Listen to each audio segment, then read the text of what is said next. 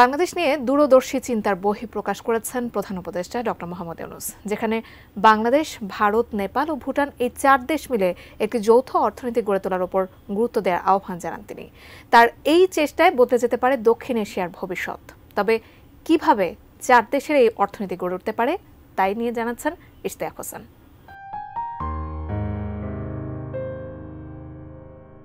রাজধানীর বাংলাদেশ চীন মৈত্রী সম্মেলন কেন্দ্রে 16 ফেব্রুয়ারি বাংলাদেশ অ্যাডমিনিস্ট্রেশন সার্ভিস অ্যাসোসিয়েশনের সম্মেলন 2025 অনুষ্ঠিত হয়, যেখানে প্রধান অতিথি হিসেবে উপস্থিত ছিলেন অন্তর্বর্তী সরকারের প্রধান উপদেষ্টা ডক্টর মোহাম্মদ ইউনূস।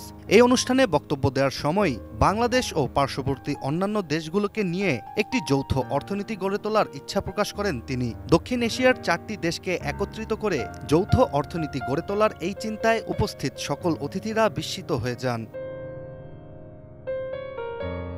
প্রধান অতিথি হিসেবে বক্তব্যের সময় প্রধান উপদেষ্টা ডক্টর মোহাম্মদ ইউনূস বাংলাদেশের ভৌগোলিক অবস্থান বহির্বিশ্বের জন্য কতটা গুরুত্বপূর্ণ তা তুলে ধরেন। এখন আর 2 মহাশক্তির কথা বলি, একই সঙ্গে 4 মহাশক্তি। আমাদের কি অপূর্ব সুযোগ, আমাদের সামনেই বিস্তীর্ণ মহাসাগর, আমাদের উপকূল ভূমি, সাগরের সঙ্গে আমাদের লাগোয়া উপকূল। এই একটা মস্ত বড় সুযোগ, পৃথিবীর দরজা আমাদের সামনে খোলা। আমরা দিন ব্যবহার করতে জানিনি, এখন যে মুহূর্তে এটার ব্যবহার শুরু করব,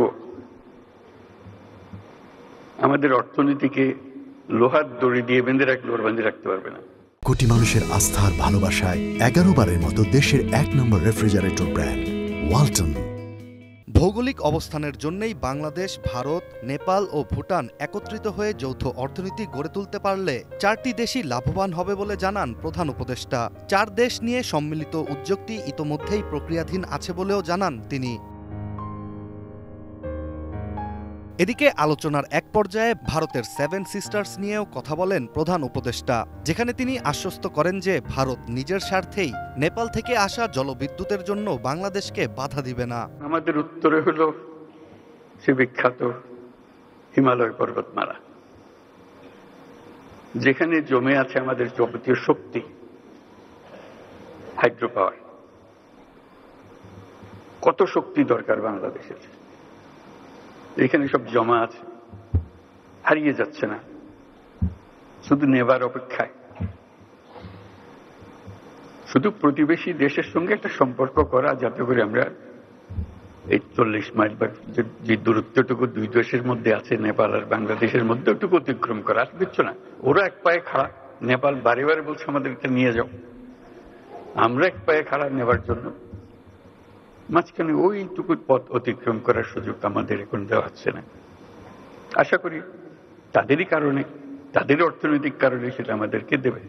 সবশেষ প্রধান উপদেষ্টার বক্তব্য ও আহ্বান থেকে বোঝা যায় যে বাংলাদেশ, ভারত, নেপাল ও ভুটান এই 4টি দেশ একে অপরের সাথে স্থলভাগ দিয়ে যুক্ত, যার ফলে ভবিষ্যতে প্রত্যেকটি দেশই যদি আমদানি রপ্তানি নীতি এবং নিজেদের মধ্যে সুসম্পর্ক বজায় রাখে, তাহলেই একটি লাভজনক অর্থনৈতিক অঞ্চল হিসেবে দক্ষিণ এশিয়ার এই দেশগুলো দাঁড়িয়ে যাবে।